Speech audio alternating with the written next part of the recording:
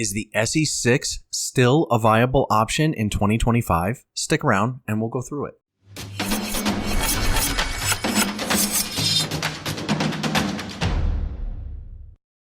We're back! Welcome back to 5 Minute Knives, the channel that would sound pretty funny in Chinese. Today, we're going to talk about a staple in the Knife community.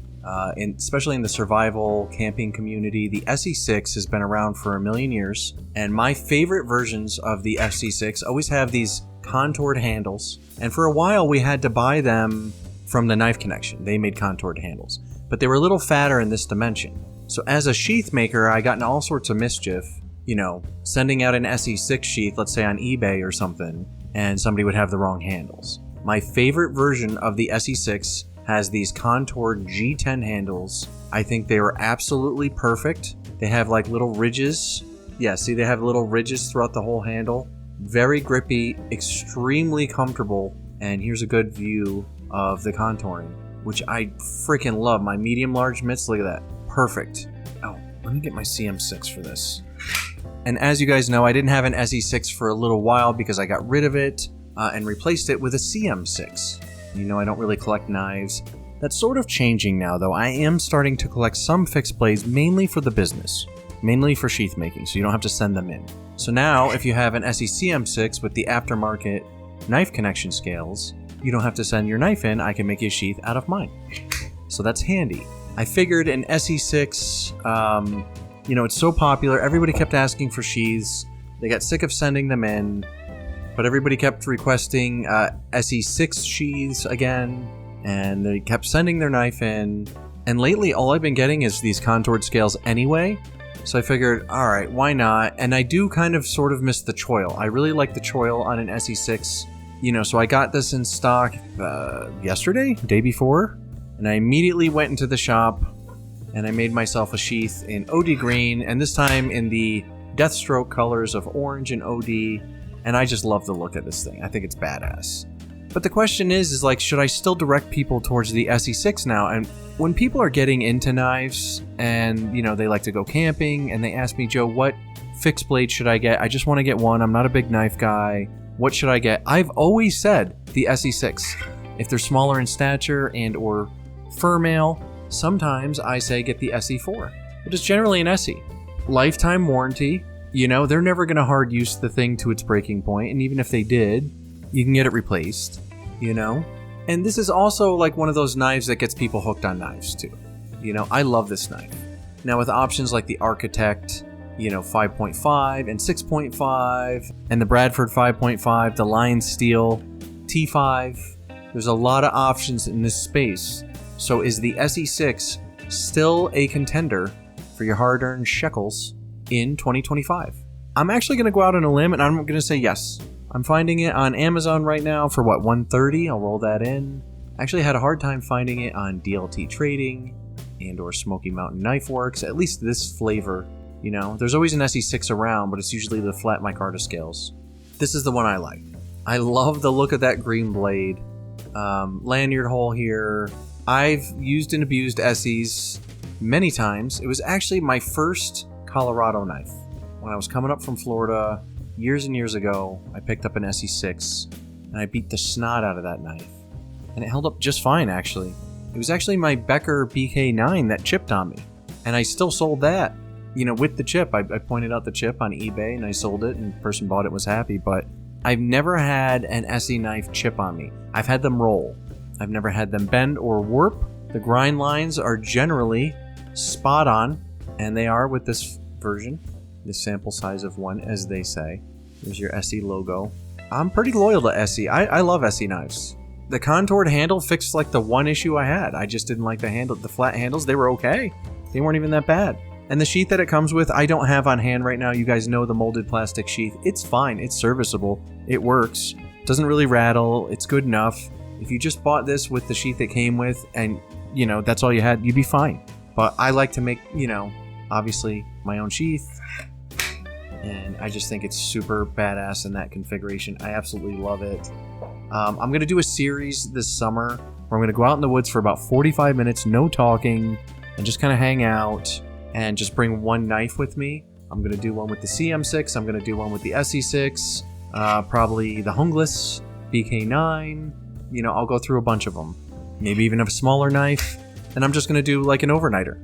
And it's not even going to be like, you know, some of these other channels where they're like, oh, this is feather sticking, this is batoning, you know, this is me, you know, throwing it against a tree or whatever. I'm not going to do any of that. I'm just going to hang out in the woods, you know, and this thing will be on me, you know, and when I need it, I will show that on film. But when I don't need it, it'll just be worn. You know, I'm not going to manufacture times like, I'm not impressed watching somebody cut paracord every time. Every knife can cut paracord. We get it. Nylon strap. Well, went right through it. Did it go right through it? Well, it better have. You know, it'd be a little weird if it didn't. You know, it cut 3 pieces of rubber tubing. I can make feather sticks. I batoned a piece that's small enough for it. It's like, well, this doesn't show me anything. You know, them showing the knife in use in many cases doesn't teach me anything. I have to own it. You know, I have to own it. I have to use it. I have to see how long it'll hold an edge, what the geometry will do while I'm out there. I'm not terribly picky with that stuff. It's more the design that I'm picky about. Does it connect with me? Do I think it looks cool even? It's a factor. Does it feel good in the hand? You know, does it have a decent balance? You know, what could I use it for? In a pinch, what could it flex into? You know, these are the things I look at. And then over the years, as I use my knives, you know, I have an opinion. I definitely have an opinion on the ESEE6. I have enough time behind one, and I can recommend it to almost anyone. It's a solid knife. I think it always will be. And I don't mind the 1095 steel. At least with the freaking Rowan heat treat, they crush. They crush this heat treat. I mean, I've had other 1095, like Crovan doesn't do as well as ESEE's. I'm sorry, but I would prefer a knife to roll than chip. It's easier to fix a roll than a chip. So, I don't know. Arrives very sharp. I love the lifetime warranty. $130, you really can't beat that. And is it still worth it to send it in to me for a custom sheath? Maybe. Tack another 60, 70 on that, you know, with shipping and everything? Maybe. Maybe not. But you're okay with the factory sheath. They're going to be just fine. And this is kind of a beast of a knife. It's not giant by any stretch, but at the same time, it's not a little knife. It's very solid. It's very robust. You can baton with this just fine, even with the flat grind. I've seen some people say they prefer the, you know, the saber grind of like the Architect knives, which I've said in the past for batoning, but I don't really baton. I use a saw and I throw whole logs in generally, you know. I might baton my kindling, and this is fine for that. The SE4 is fine for that, you know. So oftentimes I have a hatchet as well. In my series where I go out there this time, though, I'm not going to bring a hatchet. I'm just going to have a knife, and we're going to see where it comes up in like real practical use. And if not, it's just a 45-minute video of me tramping around the woods because it's relaxing and it's fun. There won't be any talking until the end, and I think it'll be a nice change. You guys have heard me yak long enough, so be prepared for that. I'm going to start making some time to go out there in the next few months, and we're going to make it happen. It's going to be fun. I'm looking forward to it. Other than that, I just wanted to show some love to an OG. I think the SE6 has been, you know, somewhat forgotten about with all the offerings out there now. Love the Line Steel T5. Love the Bradford 5.5. That is one of my jam skis right there. Absolutely adore that knife. And you guys know that I'm, you know, a huge proponent of the CM6.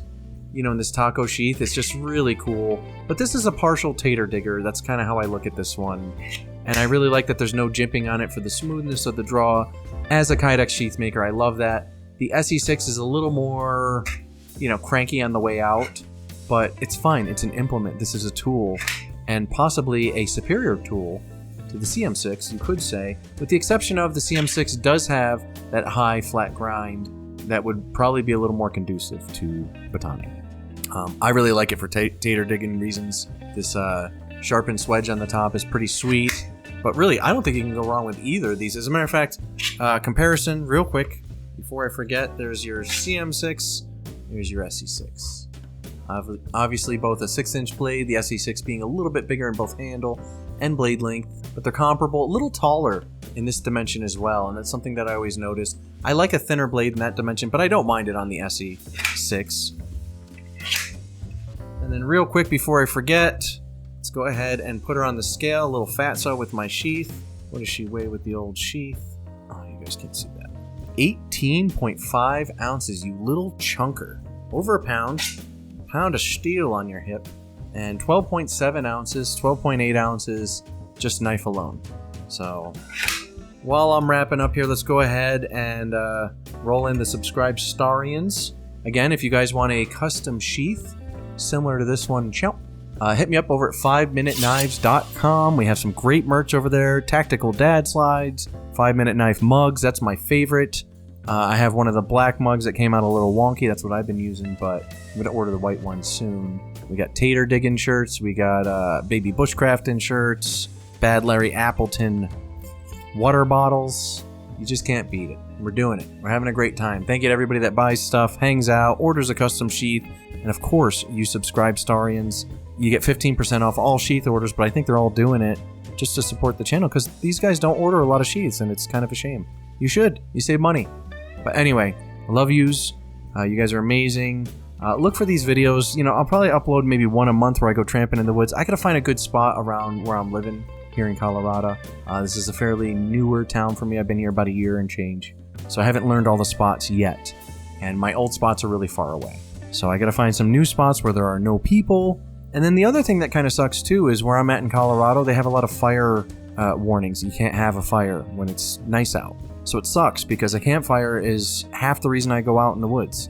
We got to get around that and, you know, showcase the knives sometime when I can have a campfire because meal prep, man, that's like one of the biggest reasons to have a knife. So anyway, that's enough rambling for me. I had a great time revisiting the ESEE 6. I do still love this knife. I just kind of forgotten about it. And I think it's going to stay in my collection. So if anybody wants a sheath for this one, just hit me up on the website and we'll make it so. Other than that, thank you all for the support. If you're enjoying the channel, you can buy me a coffee below. It fuels the videos. And I will see you guys next time right here on 5 Minute Knives.